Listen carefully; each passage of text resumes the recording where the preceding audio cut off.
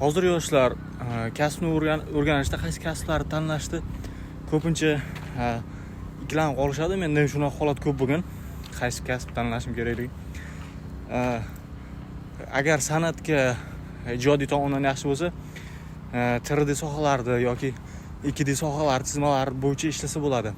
Stabilniy ishlayman desa, ko'zga ko'rinmaydigan soha bor, bu konstruktorlik sohasi. Konstruktor bo'lib ishlasa, hamma joyda ish bor. Mana shu soha eng zo'r soha. Agar matematika, aniq fanlarda yaxshi biladigan bo'lsa, machine learning sohasi bor. Bu anaqaga dasturlash bilan birgalikda bog'lanadi. Bunga til ham kerak, matematika ham kuchli bo'lish kerak. Machine learningda oldin Python bilan ishlasa kerak menimcha. Qiziqib ko'rdim, lekin menga unchalik to'g'ri kelmaydi, chunki o'zim soham anaqa bo'lgani uchun, aniq fanlar bo'lmagani uchun o'shanga aytyapman.